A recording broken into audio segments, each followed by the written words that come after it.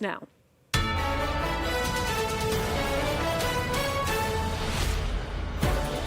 The chair of Minnesota's Republican Party is speaking out for the first time about the party's endorsement of Royce White for U.S. Senate. White has quickly become a controversial figure with headlines questioning his campaign finances and a multitude of civil court actions. Here's Chief Political Reporter Tom Hauser after his conversation with the party chair.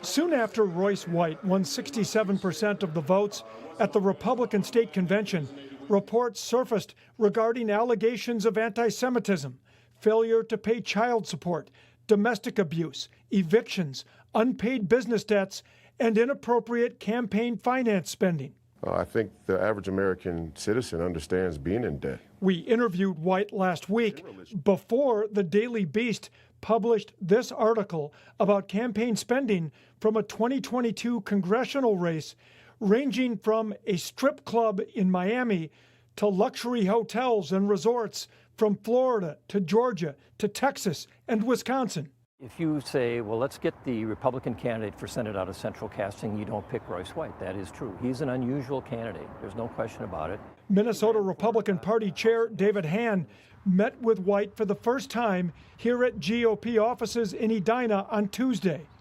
They talked about the 2022 campaign financing. As I've been told, some of those things were maybe not filed appropriately by whoever prepared his report for him. And as a candidate, you have to take responsibility for all of that. How do you appropriately file an all-nude strip club in Miami? I don't know the answer to that. I think he doesn't deny he was there, but he has a reason for it, and I think that has to be cleared up in his file. And I've asked him for that, and he said he would do that. White's 2022 congressional campaign raised $390,000, about $204,000 unitemized, $186,000 itemized. Of the itemized, only $13,000 was donated by Minnesotans. Nearly $173,000 came from other states. Campaign finance expert David Schultz says it won't be easy for White to amend a report with so many questionable expenses. It will be an interesting effort in terms of how they remake or reclassify some of these expenditures and explain why they spent the money that they did. White sent a text message responding to this story saying, after reviewing the campaign finance report, there were clear errors and missing information or wrong information.